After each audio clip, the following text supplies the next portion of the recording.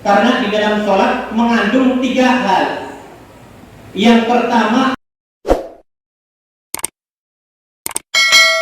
Bismillahirrahmanirrahim. Assalamualaikum warahmatullahi wabarakatuh. Alhamdulillahi wa kafa, wassalatu wassalamu ala al-mustafa wa ala alihi wa ashabihi ahli sidqi wal wafa. Asyhadu an la ilaha illallah wahdahu la syarika lah, wa asyhadu anna Muhammadan abduhu wa rasuluh. Allahumma shalli wa sallim ala Muhammad wa ala alihi wa sahbihi ajma'in. Amma ba'du. Fa ya ayyuhal muslimun, ittaqullah haqqa tuqatih wa la tamutunna illa wa antum muslimun. Qala Allah Ta'ala fi kitabihil karim, a'udzu billahi minasy syaithanir rajim. Bismillahirrahmanirrahim. Rabbi ij'alni muqimas salati wa min dhurriyyati Rabbana wa taqabbal du'a. Shadaqallahul azim. Ma'asyiral muslimin rahimakumullah. Pertama, kita sudah sepantasnya untuk mendekatkan diri kepada Allah Subhanahu wa Ta'ala atas apa yang telah Allah berikan kepada kita. Kita sudah sepantasnya senantiasa bersujud, merendahkan diri kita di hadapan Allah Subhanahu wa Ta'ala atas kesempatan yang Allah berikan kepada kita untuk mendekat kepadanya. Maka dari itu perlu kita wujudkan dengan cara meningkatkan ketakwaan kepada Allah Subhanahu wa Ta'ala. Sebab yang namanya takwa itu bukan hanya tentang kepentingan kita, melainkan kepentingan keluarga kita maupun orang banyak. Dan khotib untuk pribadi secara khususnya, serta kepada sidang Jum'ah sekalian, marilah kita berusaha mendapatkan predikat takwa, karena penting bagi kita untuk bertakwa kepada Allah. Sebab bisa saja apa yang kita inginkan, apa yang kita harapkan, apa yang ingin kita hasilkan, suatu ketika Allah bisa mengambilnya dari kita. Salawat dan salam semoga senantiasa Allah curahkan kepada Nabi kita, Nabi Muhammad sallallahu alaihi wasallam. Beliau yang banyak mengajarkan kita tentang syariat, tentang bagaimana kita mendekatkan diri kepada Allah melalui ibadah-ibadah yang beliau contohkan. Maka bagi kita penting untuk menjalankan, mencontoh semampu kita apa yang telah Rasulullah ajarkan kepada kita. Dan beliau meninggalkan 2 pusaka yang wajib kita pegang teguh agar kita tidak tersesat selamanya, yaitu Al-Quran dan Sunnah. Ma'asyiral muslimin rahimakumullah. Pada sidang Jum'ah kali ini ada satu ayat di dalam Quran surat Ibrahim ayat 40 Allah Subhanahu wa taala berfirman, A'udzubillahi minasyaitonirrajim. Bismillahirrahmanirrahim. Rabbi ij'alni muqimas sholati wa min dzurriyyati. Rabbana wa taqabbal du'a. Rabbi ij'alni, ya Tuhanku, jadikanlah aku dan anak keturunanku tetap melaksanakan sholat. Rabbana wa taqabbal du'a, ya Tuhan kami, perkenankanlah doaku. Sekilas kita melihat ayat ini, ada dua hal yang diajarkan oleh Nabi Ibrahim alaihissalam kepada kita. Yang pertama, perintah untuk senantiasa mendoakan. Doa ini bukan hanya untuk kita, melainkan untuk anak keturunan kita. Mungkin selama ini kita lebih banyak berdoa untuk diri kita, untuk hal-hal yang ingin kita capai. Tetapi pernahkah kita berdoa untuk diri kita dan keturunan kita agar mereka senantiasa menyembah Allah Subhanahu wa taala dengan salat? Ma'asyiral muslimin rahimakumullah. Sesungguhnya doa adalah bentuk tawakal kita kepada Allah. Karena belum tentu yang hari ini datang sholat Jumat, minggu depan akan datang kembali ke sini. Bahkan nanti asar pun belum tentu ia melaksanakan sholat. Maka penting bagi kita senantiasa berdoa kepada Allah agar diistiqomahkan, senantiasa menyembah Allah, salah satunya melalui sholat. Ma'asyiral muslimin rahimakumullah. Maka muncul pertanyaan kepada kita, seberapa banyak kita mendoakan anak kita agar ia senantiasa menyembah Allah? Seberapa sering kita mendoakan istri kita agar ia senantiasa menyembah Allah sehingga ia taat kepada suami? Bahkan seberapa banyak kita mendoakan untuk diri kita agar senantiasa kita menyembah Allah Subhanahu wa ta'ala? Ataukah doa yang selama ini kita panjatkan kepada Allah adalah sesuatu yang sifatnya materi atau dunia yang sebenarnya akan kita tinggalkan? Ma'asyiral muslimin rahimakumullah. Nabi Ibrahim alaihissalam mencontohkan kepada kita bahwa setiap aktivitas yang ia lakukan, ia mulai dengan berdoa. Bahkan ketika mengerjakan sesuatu, ia selingi dengan doa, mengharapkan keturunan. Beliau orang yang sangat dermawan. Beliau orang kaya. Dan beliau orang yang soleh, gak pernah bermaksiat kepada Allah. Tetapi ia tetap berdoa selama 80 tahun. Ada riwayat mengatakan 86 tahun, agar diberikan keturunan yang soleh. Rabbi habli minas sholihin. Ia ulang-ulang terus, ya Allah, berikanlah aku keturunan yang mudah-mudahan dia termasuk orang-orang yang soleh. Ia ulang-ulang terus doa itu. Kenapa harus diulang sampai Allah mengabulkannya?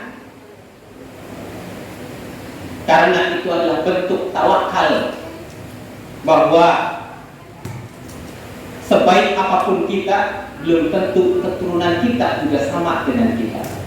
Maka pentingnya segala sesuatu kita serahkan kepada Allah Subhanahu wa ta'ala. Dan yang kedua, Nabi Ibrahim mencontohkan kepada kita tentang doa ketika ia meninggalkan Siti Hajar dan Nabi Ismail di padang yang tandus yang kita kenal sekarang dengan Mekah namanya. Maka ia berdoa kepada Allah Subhanahu wa taala.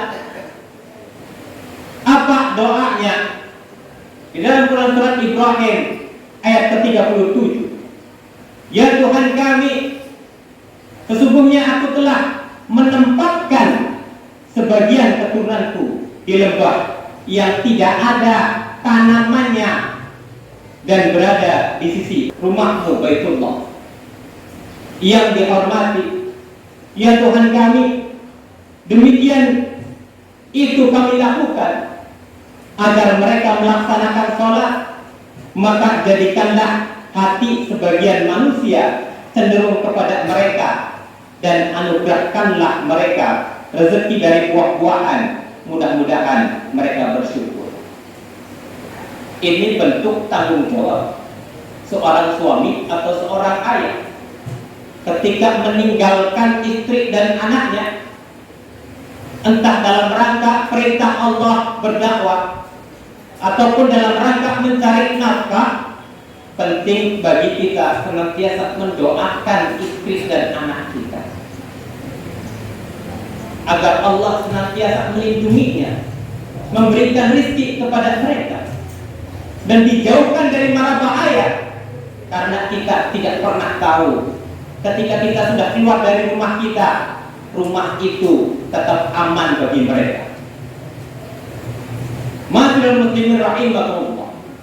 Dan yang ketiga, Nabi Ibrahim mencontohkan kepada kita tentang doa ketika beliau bersama anaknya merenovasi Ka'bah. Waktu itu Ka'bah dalam kondisi yang sangat tidak layak, dan beliau dan anaknya membangun kembali Ka'bah. Dan disitulah beliau berdoa kepada Allah Subhanahu wa ta'ala, Rabbi ja'al hadza balada amina. Ya Allah, jadikanlah kota Mekah ini menjadi kota yang aman. Artinya beliau mengajarkan kepada kita, dimanapun tinggal kita, tempat mencari nafkah kita, senantiasa kita diperintahkan untuk berdoa kepada Allah agar daerah yang kita tinggal ini menjadi daerah yang aman, daerah yang tentram, daerah yang thayyibatun wa rabbun ghafur. Ma'asyiral muslimin rahimakumullah. Maka inilah penting bagi kita membudayakan doa untuk kepentingan diri kita, untuk anak-anak kita, untuk istri kita, dan juga untuk tempat tinggal kita, agar Allah Subhanahu wa ta'ala senantiasa memberikan perlindungan, senantiasa meneguhkan mereka dan kita agar menyembah kepada Allah Subhanahu wa ta'ala. Dan di dalam Quran surat Ibrahim ayat 40 mengajarkan kita bagaimana Nabi Ibrahim dalam mendidik anaknya. Dan di sini disebutkan perintahnya sholat. Kenapa dengan sholat itu? Karena di dalam sholat mengandung 3 hal. Yang pertama berbicara tentang tauhid. As-sholatu lidzikri. Dirikanlah sholat untuk mengingatku, kata Allah. Maka ketika pelajaran sholat ini adalah agar keturunan kita senantiasa menyembah Allah dengan syariat yang benar, tidak asal mengingat Allah saja, maka ia termasuk sudah sholat. Dan yang kedua, di dalam sholat mengajarkan kepada kita tentang akhlak. Inna sholata tanha anil fahsya wal munkar. Sesungguhnya sholat itu dapat mencegah perbuatan yang keji dan mungkar. Jadi sholat ini sebagai benteng keturunan kita, agar ketika suatu saat nanti dalam kondisi yang sangat buruk sekalipun lingkungannya, ia senantiasa terjaga akhlaknya, senantiasa menjadi soleh dimanapun ia berada. Maka penting bagi kita mendidik anaknya dengan sholat. Dan yang ketiga, sholat mengajarkan kita untuk apa? Untuk beribadah kepada Allah. Sebab itu tujuan utama Allah menciptakan manusia.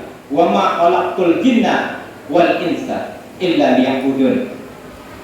Dan aku tidak menciptakan jin dan manusia melainkan supaya mereka menyembah kepadaku. Ma'asyiral muslimin rahimakumullah.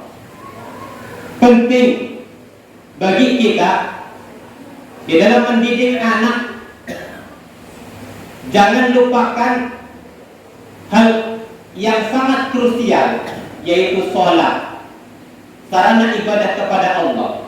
Sebab doa yang terbaik adalah ketika kita dalam keadaan sholat.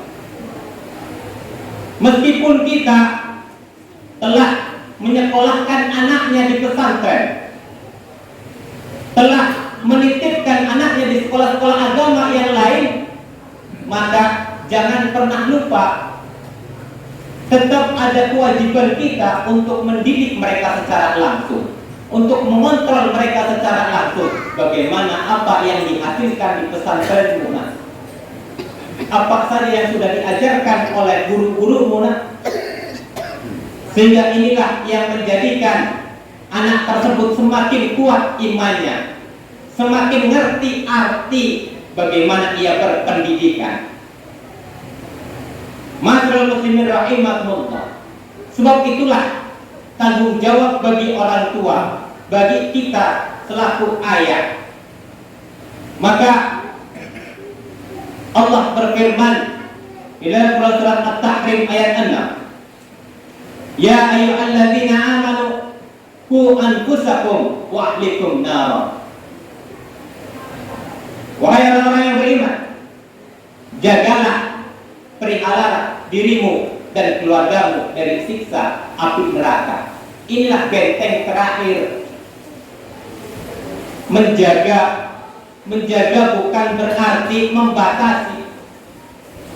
Dalam tafsir Ibnu Katsir, kalimat menjaga atau pelihara itu adalah bagaimana ia mendidik, membimbing anak itu agar senantiasa soleh, agar senantiasa istri kita solehah, agar senantiasa hidup nilai-nilai tauhid, akhlak maupun ibadah di rumah kita. Sehingga kita perlu menjadi evaluasi, refleksi bagi kita sekalian. Sebagai penutup, Rasulullah bersabda, tidak ada pemberian orang tua kepada anaknya yang lebih utama daripada akhlak yang baik. Maka meskipun kita telah menitipkan mereka di pendidikan terbaik, di sekolah terbaik, di pesantren terbaik, maka tetap ada tugas kita dalam mencontohkan anak kita, dalam mengontrol anak kita, sehingga hasil dari pendidikannya di luar itu ia tetap budayakan di dalam rumah dan di masyarakat luas, sehingga nilai-nilai agama Islam akan senantiasa hidup bukan hanya di pendidikan, melainkan di lingkungan masyarakat kita. Sehingga mudah-mudahan Allah memberkati daerah kita menjadi daerah yang thayyibatun wa rabbun ghafur. Faqtabiru yaumil absar la'allakum turhamun.